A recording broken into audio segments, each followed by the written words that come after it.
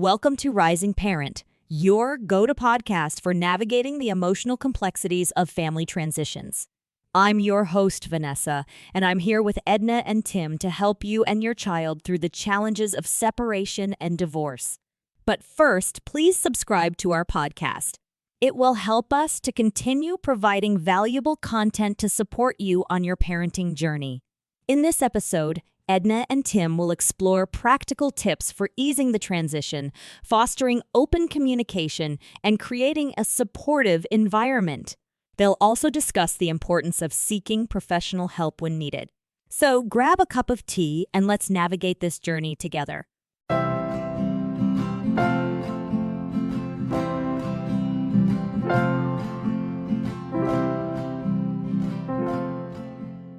Hey everyone, going through a separation or divorce is tough, but especially on the kids. Oh yeah, for sure. And that's exactly why we wanted to do this deep dive. We've got this great guide from the Canadian Pediatric Society. It's for parents. Okay. And to get the kids' perspective, we're also going to be looking at this clip from the film Split. Interesting. Yeah.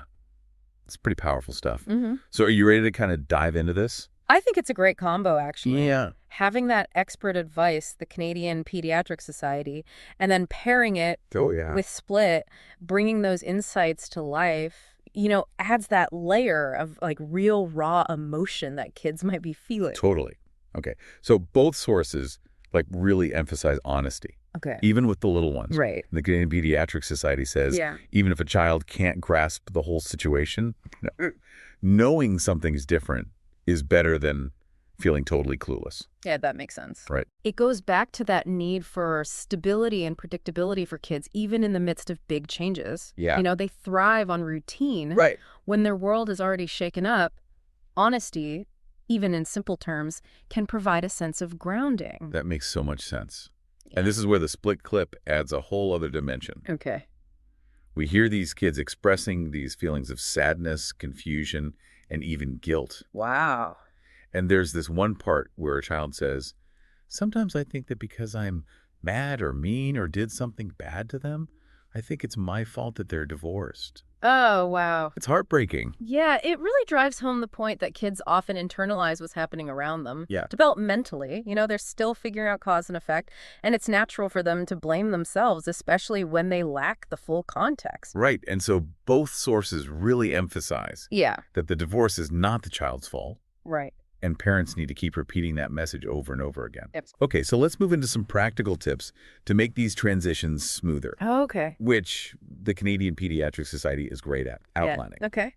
They talk about consistent routines, open communication between parents, and having clear rules that are similar in both households. Yeah, I love that. And Split illustrates this perfectly. Really? Yeah, there's a scene where a child talks about having to adjust to different routines in each home. Oh, well. Like taking a bath at dad's but a shower at mom's. Oh, that's interesting. It seems like such a small thing. Yeah.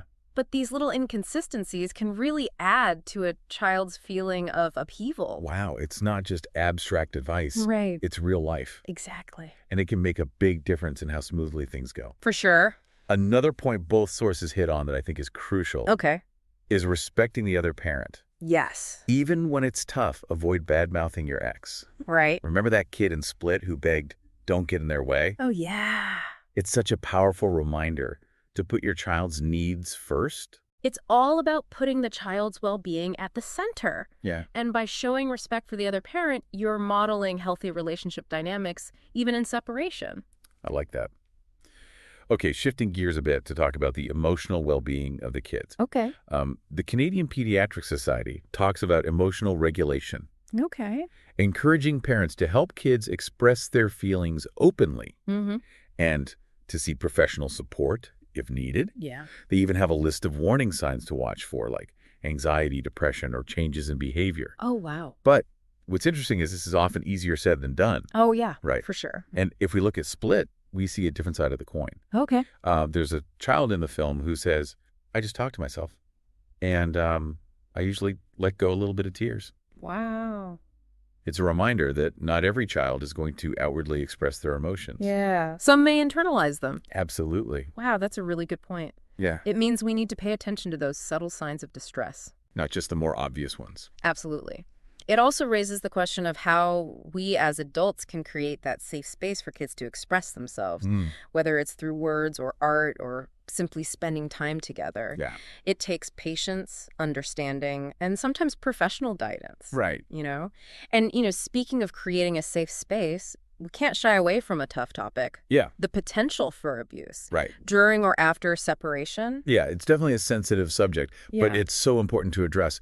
The Canadian Pediatric Society has this really strong message about seeking help in cases of abuse. Yeah. And I think that's something we need to talk about. Absolutely. It's about equipping you, the listener, with the knowledge that resources are available. Right. Empowering you to take action if needed. Because sometimes a child's well-being hinges on someone else stepping in. Exactly.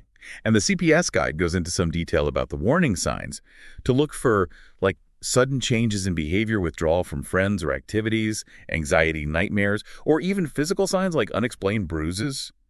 It's tough to think about, but it's the reality for some families. And it's important to remember that abuse can take many forms. Right. It's not just physical. It can be emotional, verbal, or even neglect.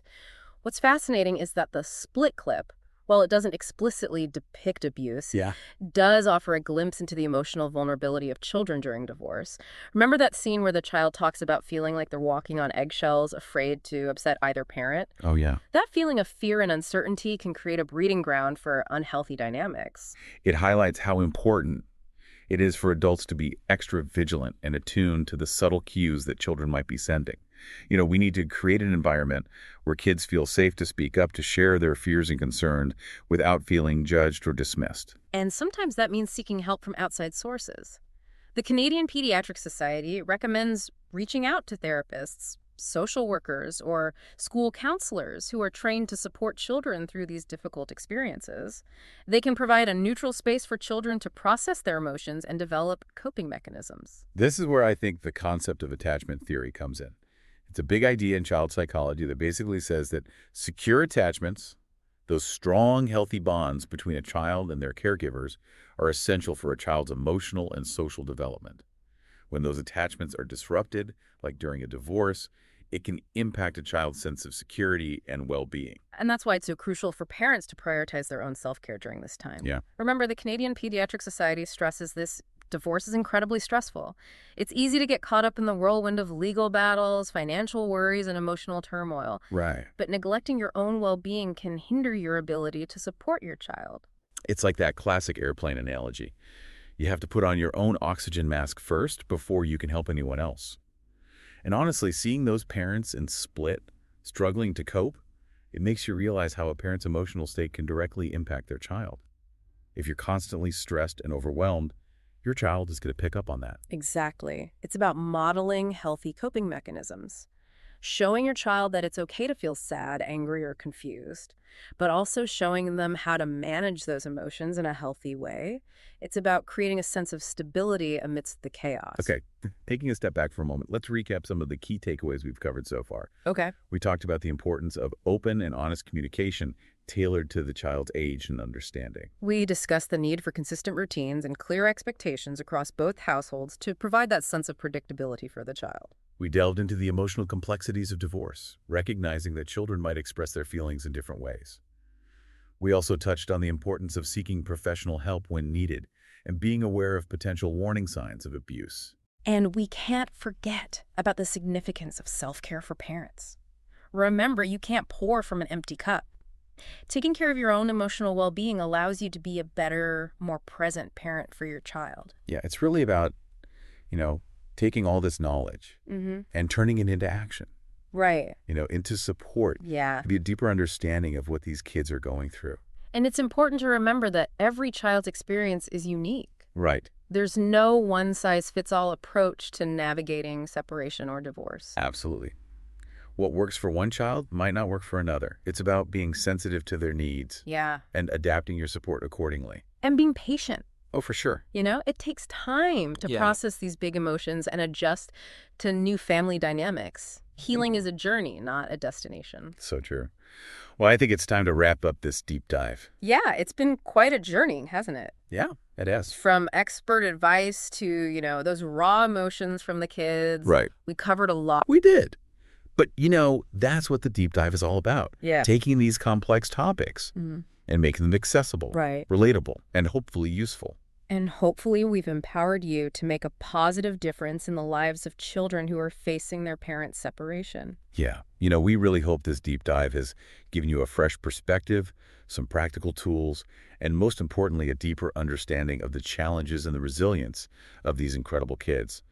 Remember, you're not alone in this. There are resources available. Support is out there. So keep learning, keep listening, and keep those conversations going. And until next time. And that's a wrap. We hope this episode has provided you with the support and guidance you need to navigate this challenging time. Remember, you're not alone and there are resources available to help you and your child. Don't forget to subscribe to our podcast for more expert advice and to help us continue providing valuable content to support you on your parenting journey. Until next time, take care of yourself and your loved ones.